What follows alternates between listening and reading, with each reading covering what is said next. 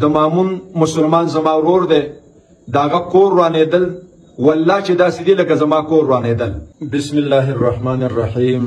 نن سحر نه د ماموندو په بعضې علاقو په بعضې سیمو باندې پوجي اپریشن شروع شوی دی او د دې وخته پورې چې د دغې اپریشن په حوالې سره کوم اطلاعات دي هغه دا ده چې په دې اپریشن کې عوامي طبقه متاثره شوې ده.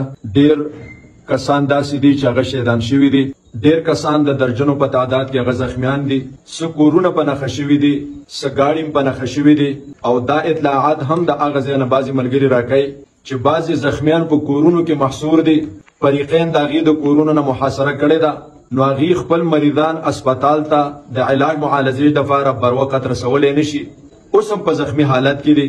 په دغه حواله سره حکومت ته بلکې د جنگ دوانو فریقینو ته موږ د جنگ د خاتمه درخواست کوو چې دا جنگ ختم کړي، دغه زخمیانو ته لار ورکړي، دغه مسلمانانو ته چې د اذیت سره مخ دي هغې ته لار ورکړي چې هغې اسپتالونو ته راشي، خپل علاج معالجه وکړي. او دا جنگ چې په دې کې عوام متاثره کیږي، مخکې هم د دې قسمه جنگونو مخالفت کړی دی، د دې اپریشنو مخالفت کړی دی. اوس هم دا وایو چې دا مسلې دا اپریشنې دا جنگونه دا د مسلې حل دی نه.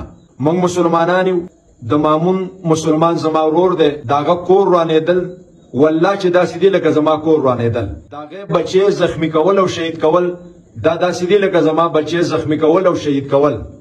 کم چې د هغه ورثو احساسات او جذبات دي دا زمونږ هم دي.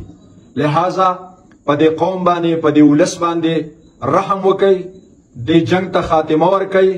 دوانه فریقین د انساني همدردۍ په بنیاد د انساني خون او وینې د زیان د بچاو په خاطر او د دغه لوی تباهۍ نه د دې قوم د بچ کولو په خاطر باندې دا جنگ ختم کړي، ټوپکې کېدوئ، د امن لار خپله کوي او د قوم ته او د ولس ته د امن لاندې د سکون لاندې د اطمینان لاندې د زندګۍ حق ورکوي. والسلام علیکم.